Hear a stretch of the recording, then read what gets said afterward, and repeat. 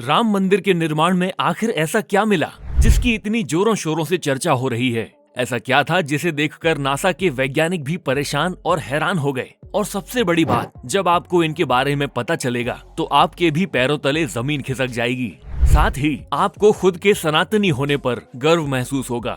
22 जनवरी 2024 को सालों का इंतजार खत्म होगा। इस तारीख का केवल भारत के लोगों को ही नहीं बल्कि पूरी दुनिया के लोगों को इंतजार है। लोग अपने प्रभु श्री राम के आगमन की खुशी मनाएंगे।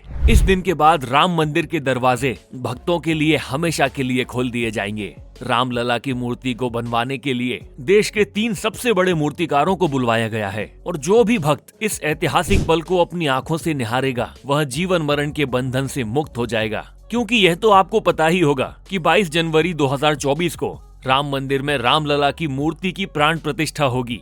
यह मंदिर तो बनकर भले ही तैयार क्यों ना हो गया हो, लेकिन इसके निर्माण के समय कई ऐसे चमत्कार हुए हैं जिन्हें देखकर मंदिर के पंडितों समेत सभी लोग दंग रह गए हैं।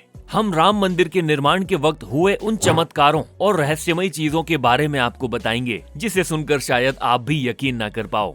वीडियो शुरू करने से पहले आपसे निवेदन है कि अगर आप भी श्री राम के भक्त हैं तो चैनल को सब्सक्राइब कर बेल आइकन दबा दें, क्योंकि ये आपके लिए बिल्कुल फ्री है। तो चलिए वीडियो शुरू करते हैं। दोस्तों, जब मंदिर का निर्माण का कार्य चल रहा था उस समय 1200 खंभों का चित्र तैयार करवाया गया और अमेरिका से एक विशिष्ट वैज्ञानिकों की टीम को निरीक्षण के लिए बुलाया गया ताकि गलती से भी कोई कमी न रह जाए। जैसे ही राम मंदिर के निर्माण के वक्त वहाँ की धरती को खोदा गया तब उस धरती से एक ऐसी वस्तु निकली कि उसे देखकर सभी के होश उड़ गए और उस चमत्कारी और दिव्य वस्तु ने न सिर्फ उन वैज्ञानिकों के होश उड़ाए बल्कि भारत सरकार को भी हिलाकर रख दिया। दरअसल यह बात है राम मंदिर के निर्माण के समय की, जब अमेरिका से थॉमस नाम के एक वैज्ञानिक भारत में राम मंदिर निर्माण कार्य के दौरे पर आए हुए थे। यहाँ आकर उन्होंने देखा कि राम मंदिर का निर्माण कार्य तो काफी सही चल रहा है, जिसके बाद उन्होंने अपना रूटीन काम फिर से करना शुरू कर दिया। और अपने काम करने के दौरान जैसे ही उनकी नजर मंदिर परिसर की तरफ गई तो उन्हें एक ऐसी जगह दिखाई दी जहाँ पर धरती नरम पड़ी हुई थी। देखने में वह धरती बाकी जगह से पूरी अलग ही दिख रही थी। थॉमस को अपनी अंतरात्मा से कुछ अलग सी प्रेरणा मिलने जैसा कुछ प्रतीत हुआ तो थॉमस ने उस जगह की खुदाई करने का आदेश दिया। और जैसे ही वहाँ पर खुदाई शुरू हुई कुछ ही देर बाद उस धरती से पानी का प्रवाह शुरू हो गया। उस बहते हुए पानी को देख खुदाई करने वाले मजदूर परेशान हो गए, क्योंकि पानी के अंदर खुदाई करना मुश्किल ही नहीं बल्कि नामुमकिन सा हो जाता है। लेकिन जब इस पानी का सर्वेक्षण किया गया तो पता चला कि यह पानी तो पास में ही बह रही सरयू नदी का पानी है। वे लोग ये समझ नहीं पाए कि ये तो माता सरयू का आशीर्वाद है कि वह खुद राम मंदिर के निर्माण में सहयोग कर रही थी। लेकिन इस घटना ने सभी वैज्ञानिकों को सोचने पर मजबूर कर दिया कि अगर इसी तरह पानी निकलता रहा तो यहाँ एक भव्य मंदिर का निर्माण कैसे हो पाएगा। सरयू नदी का मंदिर की भूमि के नीचे मिलना कोई चमत्कार है या फिर कोई कुदरत का करिश्मा, यह कोई भी नहीं जानता था। बहुत प्रयासों के बाद भी जब कोई समाधान नहीं निकला तो सभी ने मिलकर प्रभु श्री राम से प्रार्थना की। और अब आपको यह जानकर हैरानी होगी कि अगले ही दिन चमत्कारिक रूप से माता सरयू का पानी स्वतः ही बंद हो गया और एक बार फिर राम मंदिर का निर्माण कार्य जोरों शोरों से शुरू हो गया। और यह काम इस कदर चला कि अब यह अपने आखिरी मुकाम पर पहुंच चुका है, या यूं कहें कि यह पूरा तैयार हो ही गया है। और 22 जनवरी को यहाँ श्री राम की प्राण प्रतिष्ठा भी की जाएगी। यह मंदिर इतना भव्य बना है कि इसे देखने के लिए भारत सरकार ने यहाँ अयोध्या में एक अंतर्राष्ट्रीय हवाई अड्डा भी बनवाया है ताकि देश और दुनिया के लोग सीधे ही यहाँ पर आ सकें और प्रभु श्री राम के दर्शन पा सकें। लेकिन बात सिर्फ इतनी सी नहीं है। यह आधुनिक मंदिर तो आप कभी भी देख सकते हैं, पर क्या आपने कभी ये सोचा है कि पुराने समय में राम मंदिर कैसा दिखता होगा जिसे तोड़कर बाबर ने बाबरी मस्जिद का निर्माण किया था। उस राम मंदिर का निर्माण किसने किया था, यह रहस्य आज तक सीमित लोगों को ही पता है। ज्यादातर लोगों को इसके बारे में कुछ भी मालूम नहीं है। तो चलिए आज हम आपको इसका पूरा रहस्य इस वीडियो के माध्यम से बताते हैं। भगवान राम की नगरी अयोध्या, यहाँ पर स्वयं प्रभु श्री राम का जन्म हुआ था। इतिहासकारों के अनुसार कौशल प्रदेश की प्राचीन राजधानी अवध को कालांतर में अयोध्या और बौद्ध काल में साकेत कहा जाने लगा। अयोध्या मूल रूप से मंदिरों का शहर था। हालांकि यहाँ खुदाई के वक्त आज भी हिंदू, बौद्ध एवं जैन धर्म से जुड़े मंदिरों के अवशेष देखे गए हैं, जिसमें खंभों से लेकर हिंदू आकृतियां बनी हुई थी। अयोध्या नगरी के होने का वर्णन भी वाल्मीकि रामायण में मिलता है।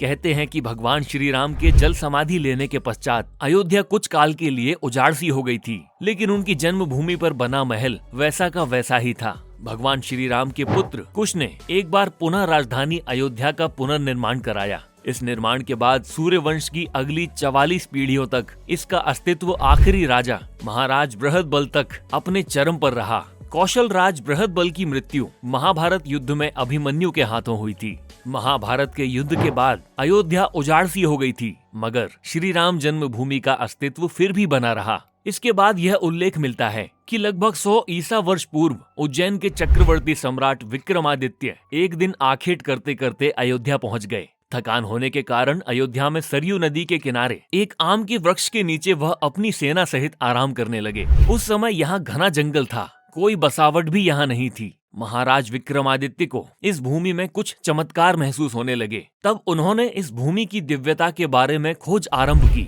और पास के योगी व संतों की कृपा से उन्हें ज्ञात हुआ कि यह श्री राम की जन्मभूमि है। और उन संतों के निर्देश से सम्राट ने यहाँ एक भव्य मंदिर के साथ ही सरोवर महल आदि का निर्माण करवाया। श्री राम जन्मभूमि पर काले रंग के कसौटी पत्थर वाले 84 स्तंभों पर विशाल मंदिर का निर्माण करवाया था। इस मंदिर की भव्यता देखते ही बनती थी। विक्रमादित्य के बाद से राजाओं ने समय समय पर इस मंदिर की देखरेख की। उन्हीं में से एक शुंग वंश के प्रथम शासक पुण्यमित्र शुंग ने भी मंदिर का जीर्णोद्धार कराया था। पुण्यमित्र का एक शिलालेख अयोध्या से प्राप्त हुआ था, जिसमें उसे सेनापति कहा गया है तथा उसके द्वारा 2 अश्वमेघ यज्ञों के कराए जाने का वर्णन है। अनेक अभिलेखों से ज्ञात होता है कि गुप्त वंशीय चंद्रगुप्त द्वितीय के समय और तत्पश्चात काफी समय तक अयोध्या गुप्त साम्राज्य की राजधानी थी। इतिहासकारों के अनुसार 600 ईसा पूर्व अयोध्या में एक महत्वपूर्ण व्यापार केंद्र था। इस स्थान को अंतर्राष्ट्रीय पहचान 5वीं शताब्दी के दौरान तब मिली जब यह एक प्रमुख बौद्ध केंद्र के रूप में विकसित हुआ। तब इसका नाम साकेत था। कहते हैं कि चीनी भिक्षु फायान ने यहाँ देखा कि कई बौद्ध मठों का रिकॉर्ड रखा गया है। यहाँ पर 7वीं शताब्दी में चीनी यात्री हेनसोंग आया था। उसके अनुसार यहाँ 20 बौद्ध मंदिर थे तथा 3000 भिक्षु रहते थे और यहाँ हिंदुओं का एक प्रमुख और भव्य मंदिर भी था, जहाँ रोज हजारों की संख्या में लोग दर्शन करने आते थे। इसके बाद ईसा की 11वीं शताब्दी में कन्नौज नरेश जयचंद आया तो उसने मंदिर पर सम्राट विक्रमादित्य के प्रशस्ति शिलालेख को उखाड़कर अपना नाम लिखवा दिया। पानीपत के युद्ध के बाद जयचंद का भी अंत हो गया। इसके बाद भारतवर्ष पर आक्रांताओं का आक्रमण और बढ़ गया। आक्रमणकारियों ने काशी मथुरा के साथ ही अयोध्या में भी लूटपाट की और पुजारियों की हत्या कर मूर्तियां तोड़ने का क्रम जारी रखा। लेकिन 14वीं सदी तक वे अयोध्या में राम मंदिर को तोड़ने में असफल रहे। सिकंदर लोदी के शासनकाल के दौरान यहाँ मंदिर मौजूद था। 14वीं शताब्दी में हिंदुस्तान पर मुगलों का अधिकार हो गया और उसके बाद से ही राम जन्मभूमि एवं अयोध्या को नष्ट करने के लिए कई अभियान चलाए गए। अंततः 1527 से 1528 में इस भव्य मंदिर को तोड़ दिया गया और उसकी जगह बाबरी ढांचा खड़ा किया गया। कहते हैं कि मुगल साम्राज्य के संस्थापक बाबर के एक सेनापति ने बिहार अभियान के समय अयोध्या में श्री राम के जन्म स्थान पर स्थित प्राचीन और भव्य मंदिर को तोड़कर एक मस्जिद बनवाई थी, जो 1992 तक विद्यमान रही। बाबरनामा के अनुसार 1528 में अयोध्या में बाबर ने मस्जिद निर्माण का आदेश दिया था। अयोध्या में बनाई गई मस्जिद में खुदे 2 संदेशों से इसका संकेत भी मिलता है। इसमें एक खास तौर से उल्लेखनीय है। इसका सार है, जन्नत तक जिसके न्याय के चर्चे हैं, ऐसे महान शासक बाबर के आदेश पर दयाल अमीर बाकी ने फरिश्तों की इस जगह को मुकम्मल रूप दिया। हालांकि यह भी कहा जाता है कि अकबर और जहांगीर के शासनकाल में हिंदुओं को यह भूमि एक चबूतरे के रूप से सौंप दी गई थी, लेकिन क्रूर शासक औरंगजेब ने अपने पूर्वज बाबर के सपने को पूरा करते हुए यहाँ भव्य मस्जिद का निर्माण कर उसका नाम बाबरी मस्जिद रख दिया था। लेकिन अंत में बाबरी मस्जिद का भी विध्वंस कर दिया गया और इस जमीन पर कई वर्षों तक केस चलता रहा और अंत में यह जमीन सुप्रीम कोर्ट ऑफ इंडिया के आदेश से हिंदुओं को सौंप दी गई, जिस पर आज हमारे प्रभु श्री राम का भव्य मंदिर बनकर तैयार हो चुका है। और 22 जनवरी 2024 को यहाँ पर श्री राम की प्राण प्रतिष्ठा भी कर दी जाएगी, जिसकी तैयारी पूरे जोश के साथ चल रही है।